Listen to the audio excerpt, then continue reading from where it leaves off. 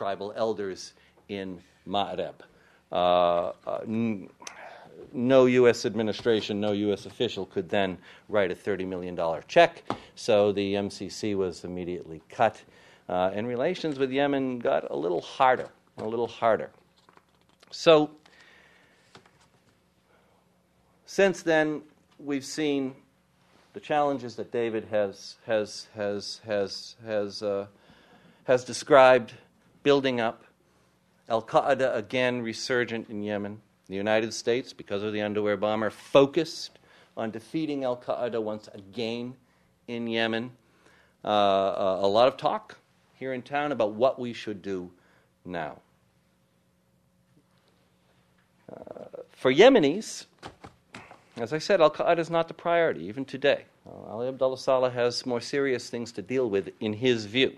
But he also understands that the big bear in Washington is once again on his back about Al-Qaeda, so he'll make it a priority again.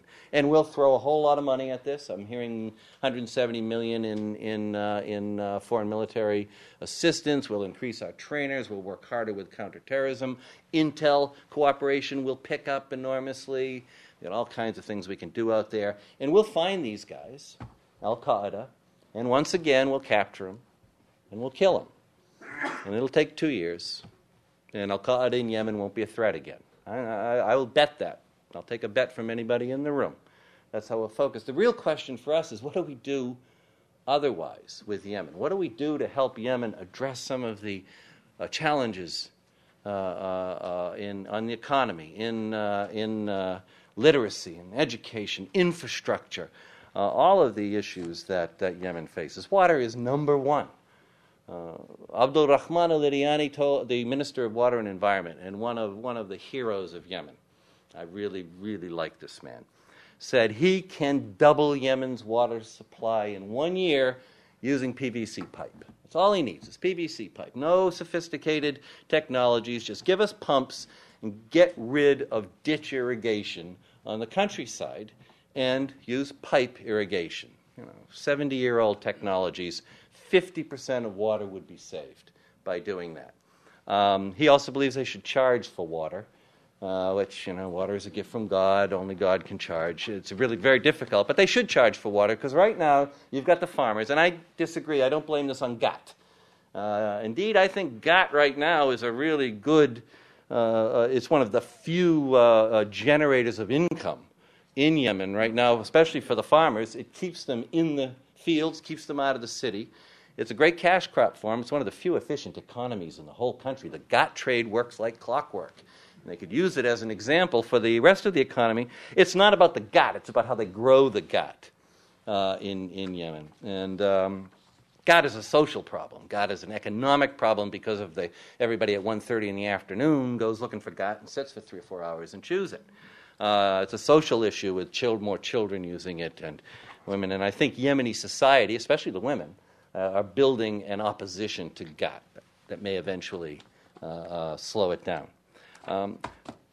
Finally, I'll say, as we look at this relationship, and I agree with David 100%, it's not just going to be us. It's got to be the neighbors in the Gulf. If Yemen fails, if it dissolves into Somalia, and I do not think this is going to happen tomorrow or next week or next month, but if it happens, the direct threat is Saudi Arabia. Yemen, after all, is Osama bin Laden's third front. After Iraq, after Afghanistan, Yemen is the third front. And why is it the third front? Well, because that's the doorstep to Saudi Arabia and the new caliphate. Crazy as that might sound, the Saudis should be very, very worried. They have started to put more money on the table. They, like the other Gulfies, Kuwaitis, Emiratis, and Qataris in particular, have all come forward and pledged. They've all come forward and looked at what they might do. They lack the systems, and Yemen lacks the systems to take a huge amount of money and make it work in education and health and infrastructure and what they have to do. But they understand it. They have difficult relations with the government in Sana'a. All of them do. Most especially the Kuwaitis, who do not forget 1991 and Ali Abdullah's support of Saddam's invasion of Kuwait. But they understand that this is their problem. So it's not just us. We need to do a whole lot more.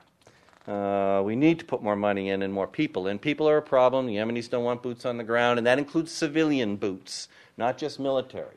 We're not going to be able to do a civilian surge in Yemen and send 2,000, 3,000, 4,000 American contractors, international contractors into Yemen to work on these issues either. There will be a real pushback if we try that. Military is out of the question, in my view. We just simply cannot. We can increase trainers, we can increase support, but if we get beyond a few hundred in Sana'a, the reaction inside the country, I think, will be very strong. So I just don't know. I'm not pessimistic. I'm not pessimistic because Yemen's been around a hell of a long time. I'm not pessimistic because if you look at its history, it's gone through a lot of iterations. It's always had dramatic challenges and threats. They've managed to go along. The Yemeni people have a wonderful sense of themselves, of their position, of their, I hesitate to say nation because it's still a new nation, but there is a Yemeni identity that has persevered through their history. I think it's worth partnering with them. My final line is a talking point I used every time I came back to Washington, anytime I got a visitor, which is, we've spent a couple of $1 billion now, and we'll avoid spending $500 billion in 10 years. We'll avoid losing American lives in Yemen, because if a place collapses, we will have to go there, as we did in Afghanistan. And anybody who's been in Yemen, and anybody who's met a Yemeni, understands how hard that fight will be. I think we can prevent it. I think working with the Yemenis, we can prevent it, and working with their government. Thank you. Thank you very much. Thank you, Tom and David. Do you both want to stand here together? Because I think we'll take questions together. Can we sing a duet? You could start, but actually there's not enough time, so we'll spare the audience. I would say I agree on God. I see if they run out of water, real social problems. Yeah, and then it's a great crop for transferring wealth from cities to the rural area. It also, on the water, if they don't get a hold of water by conserving, and that's really their only option. Mm-hmm. Their only option. Rain is not going to get them out of this. They can't go to desal. If they go to desal, you mentioned one problem, which is how do they pump it up the mountains. The second is they're basically going to convert their oil and gas into water. And their oil and gas is a hell of a lot more valuable being sold on the international market than it is changing it into drinking water, which is what they do in desal.